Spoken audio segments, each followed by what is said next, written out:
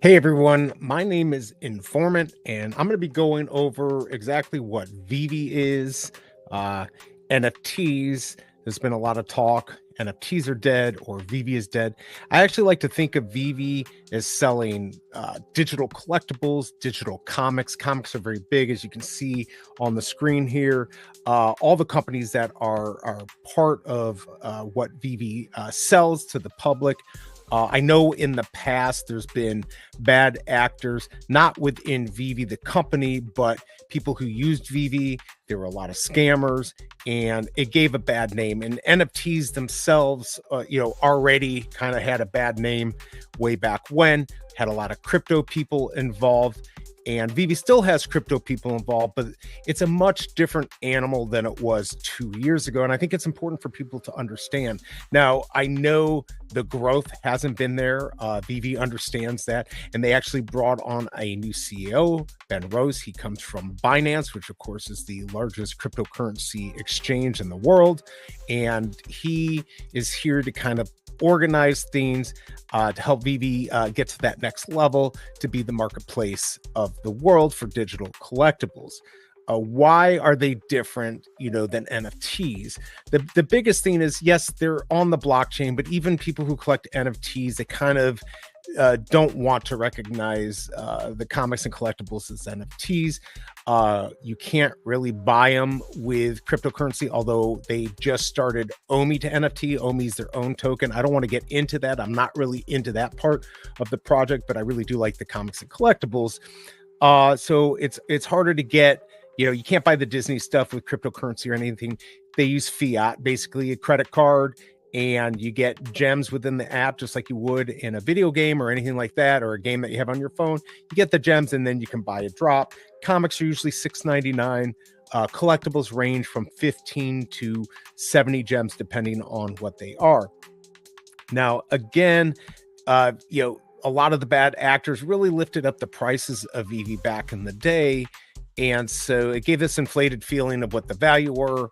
A lot of people use bots to buy stuff. All that stuff's gone. In fact, they have a wait list now. So no matter what country you're in, you can join the wait list. If it's a very popular item that's going to sell out right away, you have as much chance as anyone else. A lot of the stuff doesn't sell out right away, so it doesn't even matter that they have the wait list. But back in the day, that would have been nice when people and scammers were using the app. So I understand a lot of people are wary of NFTs, but you got to understand what Veve is providing everyone. This marketplace for, again, comics. If you like comics, they've got those, and I'll show you right here. For instance, if you like Punisher, if you want to get the first Punisher, they have that. You can go into the market. You can still buy these comics, and some are expensive, some are not.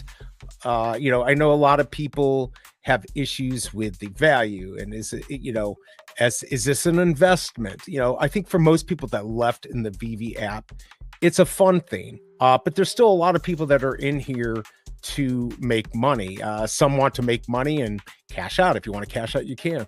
A lot of people want to flip stuff and go buy something bigger within the app that they've been waiting to get for years. That was, let's say, 70,000 way back when, and now it's a couple thousand. Now, if you're new to Veve, I don't suggest you just, jump in head first and go spend a bunch of money. As an investment, I think that the most important thing is for you to have fun with Veve. If you like comics, they're $6.99. You go in. If there's a comic that they have that's dropping, a drop can be fun. You can get lucky, and they have different, like on this one I'm going to show you here, they have different covers. There's the first one was the common, uncommon, rare, and then when you get into the ultra rares like this, or even the secret rare, these are the ones that kind of have the value. So if you're lucky and you score the secret rare, a lot of people will take those and either keep them or they'll sell them and to go flip up and get something else. So it could be a lot of fun to collect on Veve, and maybe you give it a try.